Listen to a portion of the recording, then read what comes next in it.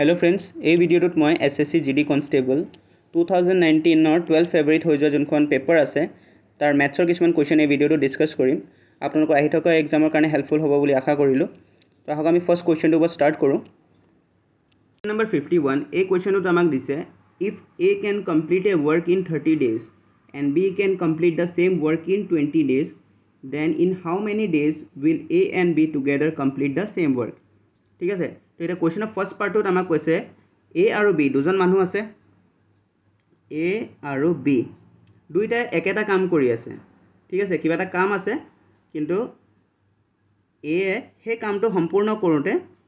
30 দিন লগায় আৰু বি সেই একেটা কাম কৰোতে 20 দিন সময় লগায় তো ইয়াৰ পৰা আপোনালোকে এটা কথা গম পাই গ'ল যে বি বেছিকৈ কাম কৰে সেইকাৰণে বি সেই একেটা কাম কৰোতে 20 দিন লগাই আছে কিন্তু সেই কামটোকে আকৌ এ কৰোতে 30 দিন লগাই আছে এ অলপ স্লো হয় ঠিক আছে তো এতিয়া এনেকুৱা টাইপৰ কোৱেশ্চনত আমি ফাৰ্স্ট কি কৰিম টোটাল ওয়াৰ্কটো উলিয়াই লম যে দুইটাই কি কামনো কৰি আছে আমি সেই টোটাল ওয়াৰ্কটো উলিয়াব লাগিব আৰু তাৰ কাৰণে আমি কি কৰিব লাগিব এই দুটা নম্বৰৰ এলসিএম উলিয়াব লাগিব লসাগু আমি উলিয়াব লাগিব তো এইটো মই সাইডতে উলিয়াই দিছো 60 হ'ব তথাপিতো এইটো সাইডত কৰি দিছো আপোনালোকে প্ৰাইম ফেক্টৰাইজেশ্যন কৰিব 2 ইউজ কৰি 2 15 যা 30 হয় 2 10 যা 20 হয় ঠিক আছে আকৌ 2 ৰে যাব 15 টো না যায় এটো যাব 2 5 যা 10 তাৰপিছত 2 ৰে না যাব 3 ল'ব লাগিব 3 5 যা 15 আৰু এটো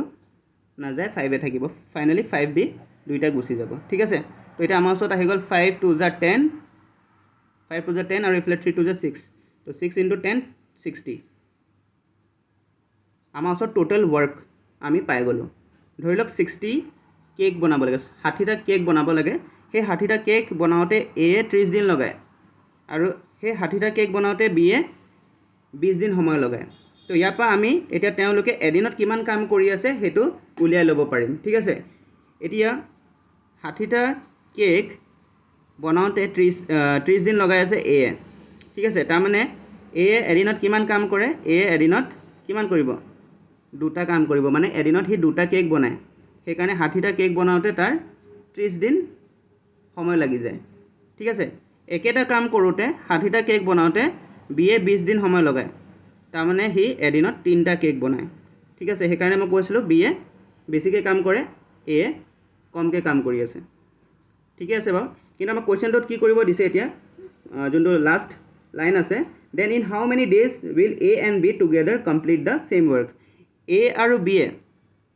একেলগে লগ হৈ পেলাই যদি সেই কামটো কৰে তেতিয়াহলে কিমান দিন লগাব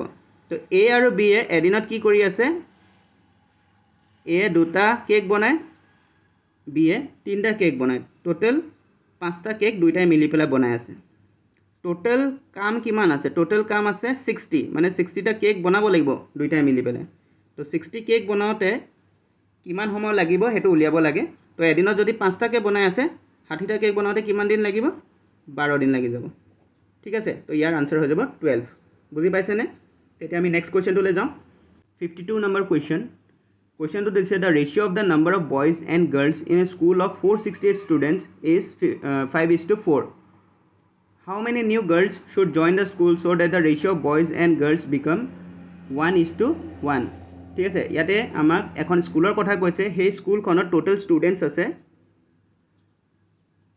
468 টোটাল ষ্টুডেন্টস আছে তাৰে ভিতৰত বয়জ আৰু গাৰ্লছৰ ৰেশিওটো আমাক দিয়া আছে হেতু হৈছে 5:4 তাৰ মানে এই 468 ৰ 5 ভাগ লৰা আছে আৰু 4 ভাগ ছোৱালী আছে গাৰ্লছ আছে ঠিক আছে বুজি পাইছে তো টোটাল 9 ভাগৰ 5 ভাগ কোন আছে লৰা আছে 4 ভাগ ছোৱালী আছে এটা কোৱেশ্চনৰ নেক্সট পাৰ্টত কৈছে how many new girls should join the school so that the ratio of boys and girls become 1:1 তো যেহেতু ইয়াতে আপোনালোকে দেখিছে লৰাৰ সংখ্যা বেছি আছে ছোৱালীৰ সংখ্যা কম আছে তো ইয়াতে আৰু কেইজনী নতুনকৈ ছোৱালী জয়েন কৰিব লাগিব যাতে বয়জ আৰু গাৰ্লছৰ ৰেশিওটো সমান হৈ যায় তাৰ মানে 1:1 হৈ যায় যিমানটা লৰা থাকে সিমানজনী ছোৱালী থাকিব হলে কেইজনী ছোৱালী আকৌ নতুনকৈ এই স্কুলখনত জয়েন কৰিব লাগিব হেতু আমাক এই কোৱেশ্চনটোত উলিয়াব দিছে ঠিক আছে তো এই কোৱেশ্চনটো কৰিব হলে ফাৰ্স্ট আমি জানিব লাগিব যে এই 5 ভাগত কেইটা লৰা সোমাই আছে ঠিক আছে নাম্বাৰস অফ বয়জ আমি উলিয়াব লাগিব নাম্বাৰ অফ বয়জ ঠিক আছে তো এতিয়া মই আপোনালোকক অকণ আগতে ক'লো যে টোটাল 9 ভাগ আছে ইয়াত 9 ভাগৰ 5 ভাগ কোন আছে লৰা আছে ঠিক আছে তো 9 ভাগৰ 5 ভাগ লৰা আছে টোটেল ষ্টুডেণ্ট কিমান আছে 468 তো সেইকাৰণে আমি 468 কি কৰিব লাগিব ইনটু কৰিব লাগিব এই 468ৰ ভিতৰত 5 ভাগ কোন আছে ল'ৰা আছে ঠিক আছে তো এইটো আমি চাওঁ কেনসেল হয় নেকি তো এইটো কাটা যাব এইটো কাটিলেই হ'ব 9 5 যা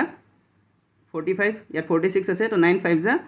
45 1 থাকি যাব এইফালে 8 আছে 18 তো 9 2 যা 18 তাৰমানে 52 দি কেনসেল গৈছে আৰু 52 * 5 কৰিলে এইটো হৈ যাব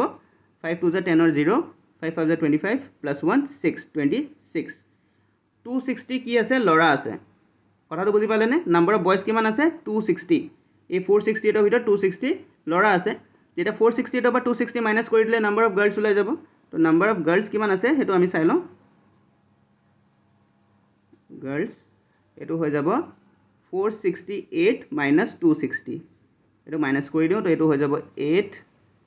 ইফালে 0 ইফালে 4 পৰা 2 গল 2 তাৰ মানে ছোৱালী 208 আছে ল'ৰা 260 আছে ঠিক আছে তো ইয়াতে আপোনালোকে দেখিছে ল'ৰা বেছি আছে ছোৱালী কম আছে এটা পাৰ্থক্যটো কিমান আছে এটো উলিয়াই লওঁ 260 minus 208 তো এটো 10 minus 8 হ'ব 2 ইফালে 5 52 ছোৱালী ইয়াত জয়েন কৰিব লাগিব এই স্কুলখনত তেতিয়াহে কি হ'ব 260 ল'ৰাৰ লগত 260 ছোৱালী হৈ যাব কথাটো বুজি পাইছেনে 208 ছোৱালী হৈ আছে ইয়াত 52 এড হলে কিমান হৈ যাব 260 হৈ যাব তেতিয়া ল'ৰা আৰু ছোৱালীৰ সংখ্যা একে হৈ যাব 260 কি হৈ যাব এটো হৈ যাব 1:1 বুজি পাইছে তো ইয়াৰ আনসাৰটো হৈ যাব এই 52 টো এতিয়া আমি ইয়াৰ নেক্সট কোৱেশ্চনটো লৈ যাওঁ Question number 53 এই কোৱেশ্চনটো আমাক দিছে a trader sells his good at 10% discount on the mark price how much should he keep the mark price of the item to get a profit of 10% when cost price is rupees 900 এই কোৱেশ্চনটো আমাক কৈছে এজন বেপাৰীয়ে কি কৰি আছে নিজৰ বস্তু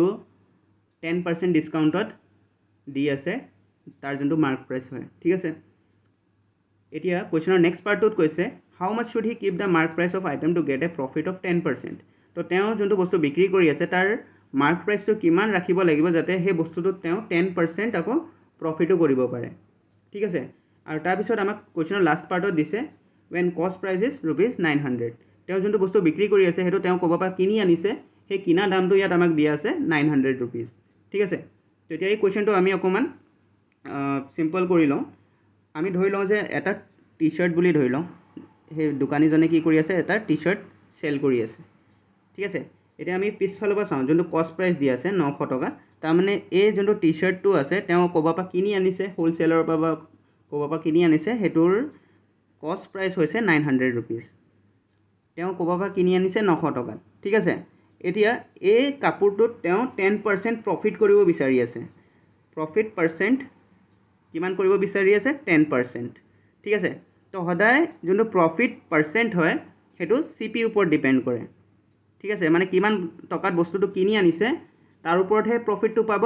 900 টকাত কিনি আনিছে 10% প্ৰফিট কৰিব বিচাৰি আছে তেতিয়াহলে প্ৰফিট কিমান হ'ব প্ৰফিট হ'ব p% of cp ঠিক আছে পাৰ্সেন্টেজ হে দিয়া আছে আমাক 10% প্ৰফিট কৰি আছে কিন্তু টকা কিমান হ'ব হেতু উলিয়াব হলে আমি কি কৰিব লাগিব যিমানটো দিয়া আছে 10%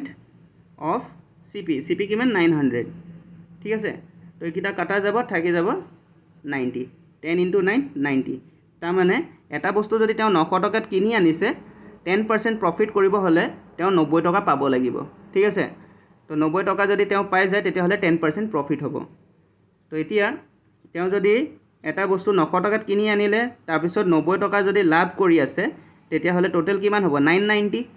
তাৰ মানে এই বস্তুটো তেওঁ 990 ত বিক্ৰী কৰিব লাগিব টি-শাৰ্টটো তো এটো হৈ যাব সেলিং প্ৰাইস ঠিক আছে সেলিং প্ৰাইস কিমান হৈ যাব 990 তো এটো বস্তু বুজি পালে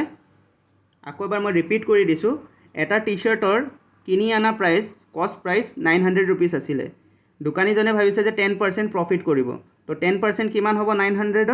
90 rupees ঠিক আছে তো বস্তুটো তেওঁ বিক্ৰী কৰিলে আৰু 90 টকা লাভ পালে তাৰমানে তেওঁ কিমানত বিক্ৰী কৰিলে 990 টকাত তো হেতু হৈ গল সেলিং প্ৰাইস ঠিক আছে সেলিং প্ৰাইস কিমান হৈ গল 990 এতিয়া আমাক কোৱেশ্চনটোত উলিয়াব লাগে মাৰ্ক প্ৰাইসটো তেওঁ নিজৰ এই টি-শাৰ্টটোৰ মাৰ্ক প্ৰাইস কিমান লিখিব যাতে তেওঁ 10% প্ৰফিট কৰিব পাৰে 10% ডিসকাউন্ট দিয়া পিছত ঠিক আছে তো এতিয়া 990 আমি পালোঁ, বুজি পাইছে? তো এতিয়া মাৰ্ক প্ৰাইচৰ পৰা যোনটো ডিছকাউণ্ট হয় সেইটো আমি যদি মাইনাছ কৰি দিওঁ সেইটো এছ পি নহয় জানো, চেলিং প্ৰাইচ নহয় জানো? এটা বস্তুৰ যিমান দাম থাকে তাৰপৰা যদি ডিছকাউণ্টটো মাইনাছ কৰি দিওঁ সেইটো আকৌ চেলিং প্ৰাইচ হৈ যাব। তো ইয়াত আমি চেলিং প্ৰাইচ অলৰেডি উলিয়াই দিছোঁ 990, ডিছকাউণ্ট কিমান দি আছিলে 10%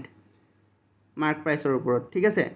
তো ইয়াতে মাৰ্ক প্ৰাইচটোক মই এম বুলি ধৰি লৈছোঁ। তো এইখিনি আমি যদি ছল্ভ কৰি দিওঁ মাৰ্ক প্ৰাইচ ওলাই যাব, ঠিক আছে? তো ইয়াতে মাৰ্ক প্ৰাইচটোক যদি আমি কমন লৈ লওঁ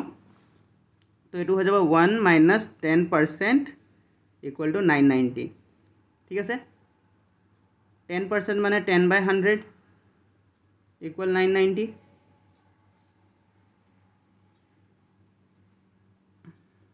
এইটো যদি অকণ ছল্ভ কৰোঁ 100 মাইনাছ 10/100 ইকুৱেল টু 990। এইটো 100 মাইনাছ 10 কৰিলে 90/100, ইফালে এমটো আছে ইকুৱেল টু 990। এতিয়া আমি এম ইকুৱেল টু লিখিব পাৰোঁ 990 ইনটু 100/90, ঠিক আছে? তো এইটো 0 0 কাটা গ'ল, 9 ইনটু 11 কৰিলে 99 হয়, তাৰমানে এইটো হৈ যাব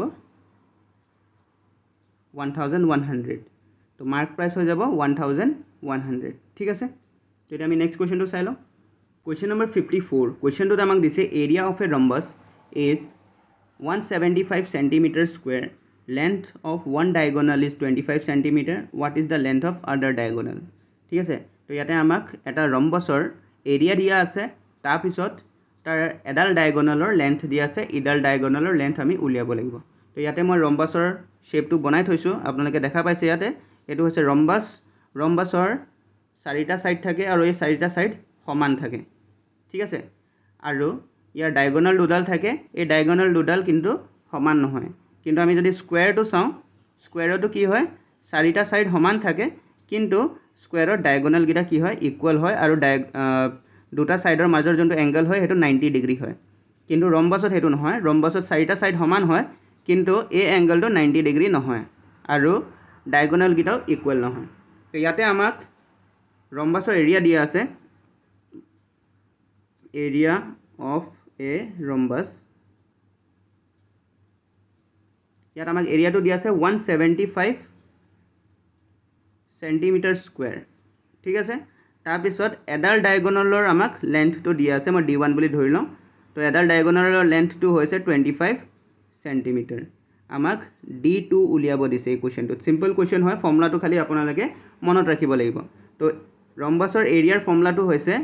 area equal to half into product of its diagonal. Diagonal দুটাৰ প্ৰডাক্ট কৰি পেলাই হাফ কৰি দিলে এৰিয়া পাই যাব, ঠিক আছে? এইটো শ্বৰ্টত লিখি দিওঁ, area equal to half into D1 into D2। তো ইয়াতে D1 D2 হৈছে ডায়গনালকেইটা,